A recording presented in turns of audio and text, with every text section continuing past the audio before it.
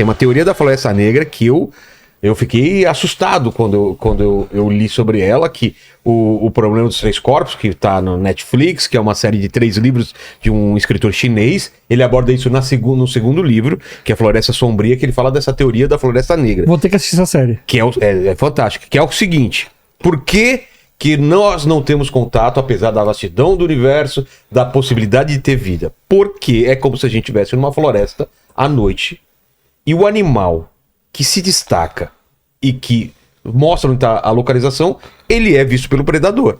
Então as civilizações ficam quietinhas e não revelam a posição, porque isso é colocar em posição de desvantagem. Mas a gente já revelou pra cacete, cara. Então, esse que é o problema. A gente é burro pra caramba. O que a gente tá fazendo, segundo a teoria da Floresta Negra, é despertar o predador. Se tiver uma briga por recursos, que ele falou que como tem na Terra, pode ter no universo, a gente vai... Eles não vão ter problema nenhum em atacar a gente ou invadir a gente. Mas é que eu falo, o universo é tão grande que o recurso não falta. É o paradoxo da viagem no tempo também. Você a gente não sabe da distância, né? Não, mas recurso no universo não falta. Se o cara chegar aqui, o cara chega lá.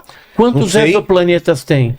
Um monte. E por que vai vir só pra Terra? Então, por isso que eu acho que ele chegou no nível de não, mas isso que eu tô falando... Eu não vou chegar lá porque eu vou acabar aquela cultura. Não, mas o que eu tô falando é a pergunta que a gente se faz: por que se tem vida inteligente, porque eles não se revelam? Por causa desse medo de invasão. Ou porque, para não estragar a nossa cultura, porque isso assim, historicamente, a cultura mais forte sobrepõe a mais fraca. No momento que ele chegar... Você se preocupa com formiga? Não. Eu vou desviar. Você pisa, você tá andando. Agora, será que tem uma formiga aqui? Não vamos ser formiga pra eles. Não vamos ser formiga. Vamos pegar... eu sei que é meio complicado tocar nesse assunto no Brasil, mas vamos pegar indígena. Tá. O indígena raiz, original, ele tinha uma cultura. Quando ele chegou perto do homem branco, ele começou aos pouquinhos. Não estou dizendo que ele não tem direito. Ele tem todo o direito do mundo. Mas ele começou a usar o celular, começou a vestir camiseta de time. Agora começou a ter televisão. Tá tendo problema agora, né? Você viu, né? Saiu, os caras estão viciados em pornografia agora. Exatamente. Então, e redes sociais, né? Chegou aí o que aconteceu? A nossa cultura, por ser uma cultura, entre aspas, superior tecnologicamente, não estou dizendo que é melhor ou pior, superior tecnologicamente, a nossa cultura vai ser imposta para eles. Por quê? Sim. Porque a vida na nossa sociedade impõe isso. Então, se chega uma raça nova com tecnologia superior, a gente vai acabar, a nossa vida vai acabar sendo sobreposta, que nem mostra no V.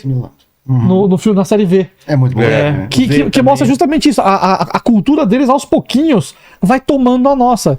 Será que eles não têm essa consciência? Igual a gente tem a consciência com os outros, eles não têm, a gente não pode ir lá porque a gente vai acabar. Depende, se você tiver uma visão naturalista, os alienígenas podem se aterraquizar. Começa a gostar de samba, começa a gostar de cachaça. Tem a primeira emenda do Star Trek, né? Que uma cultura mais atrasada, os caras não podem conseguir isso. Já ouviu mas lembra? Sim, não pode interferir. Mas assim, é legal o que eles colocaram, porque eu acho que deve ser alguma coisa mais ou menos isso. Eu acho que deve ser uma coisa mais ou menos isso. A gente pode pesquisar, a gente pode fazer, mas não vamos intervir, porque senão a gente vai acabar com eles. Eu tava falando aqui do paradoxo da viagem no tempo, que é isso. Por que a viagem no tempo não é possível? Porque não fomos ainda invadidos por turistas do futuro. Será? Pode ser. É uma ideia. Já fizemos experiência. Não vamos entrar nessa, mas... Já fizemos experiência aqui no podcast pra provar que não existe viagem no tempo. Vocês pediram pra alguém voltar e me falar que tava aqui. Falou assim, vocês sabem o horário... Você é do futuro, já sabe o endereço disso daqui, já sabe que horário que passou isso daqui.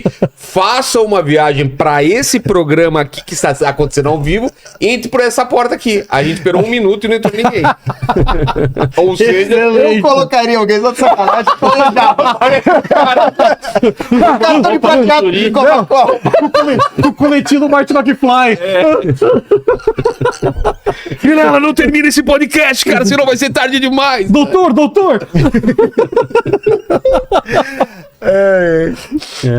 No assunto aqui, a gente tava comentando o filmes e séries e tal, como eles às vezes pegam uma realidade, um estudo sério e usam. Mas Pablo, fala desde quando, cara? Então, a sociologia da invasão alienígena, né?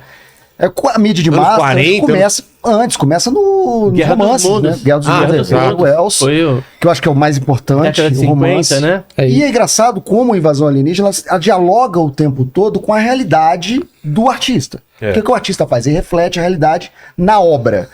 Então, nesses primeiros anos, Guerra dos Mundos, e aí o comecinho, aliás, o Orson Welles faz uma dramatização por da rádio, histeria né? de massa. É isso que eu ia falar. Usando Eu acho que esse foi o primeiro teste. Guerra dos Mundos como... Só que ele não conta a história do livro, ele transforma o livro em notícia e faz as fake news, e fica fazendo broadcast, falando os alienígenas chegaram em tal lugar, seguindo o livro, mas criou um pânico geral nos Estados que Unidos. eu falei que Saiu armado, apontando a arma pro alto, achando que estava rolando mesmo. E nessa época, a invasão alienígena tem uns traços meio colonialistas, meio imperialistas. É sempre um reino, uma coisa imperial, imperador Ming, não sei o quê, que vai invadir a Terra. Com uma visão bem colonialista, bem imperialista. Porque era cultura também naquela época. Vai até porque é a cultura da época, porque era o que acontecia na época. Aí você tem, aí dos anos 30, a eclosão do fascismo, isso aí também vai refletir nas histórias de invasão alienígena. No pós-guerra vem a Guerra Fria. E aí vem o medo do inimigo oculto que pode ser o seu vizinho.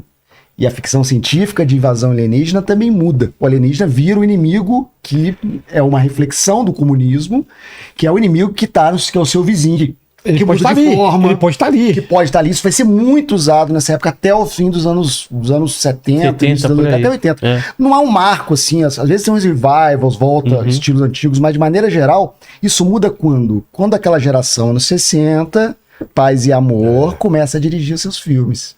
E vai trazer o alienígena bonzinho. O alienígena do bem, a invasão alienígena que é... Pra trazer tecnologia, pra salvar a Terra. O ET, que é o Encontros Imediatos segundo grau. De terceiro grau. Que é o milagre, terceiro grau, o milagre veio do céu. Sim. E aquela...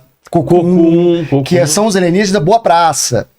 E tudo muda de novo agora recentemente, quando os alienígenas viram refugiados espaciais. No Distrito 9... E do próprio... Independence Day, aí já é invasão. Já é um revival da invasão alienígena dos anos 50, que eu acho que foi o auge da ficção científica, invasão alienígena, que era essa coisa da Guerra Fria, da invasão. E o legal é que você vê o Independence Day, você fala assim, eles estão invadindo a Terra. Não, eles estão buscando aquela esfera. Eles que é o de Roswell, né? Eles estão caçando uma esfera redonda lá que tem a informação do universo. Eu não lembro disso. No 2 você vê. No 2 explica. Na verdade, porque não há explicação no primeiro, né? Mas tem Roswell, né? Que eles acabam destruindo por conta da nave então, mas, assim, de Roswell, que tá na área 51, aí tem tudo. Eles vêm pra Terra, você não entende por quê. No 2 você entende por que eles vêm pra Terra. Eles estavam vindo buscar uma coisa que não tinha nem chego ainda. Né? Sim. Tava a caminho. E eles chegaram hoje. A invasão alienígena agora ela toma esse contexto político do atual que nós estamos, de bipartização, por exemplo, o Lugar Silencioso, que é o tema que está aqui, ele é isso. O que o John Krasinski fala do filme? Ele tem a ver, ele foi feito em 2018, que é quando teve nos Estados Unidos uma situação política muito delicada, que foi a eleição do Trump e tal. E o que o Lugar Silencioso fala? Que se você ficar em silêncio, pode ser que você sobreviva, mas você só vence quando faz muito barulho.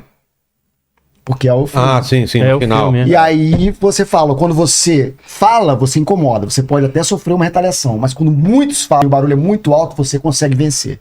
É essa a mensagem do filme. Então, a invasão alienígena, ela sempre no cinema traz essa linguagem por trás, sutil, política, social, que dialoga com o tempo. E da realidade que está acontecendo naquele momento. É igual o zumbi. O filme zumbi cancelamento. Você fala alguma coisa. O David Rush tá o quê?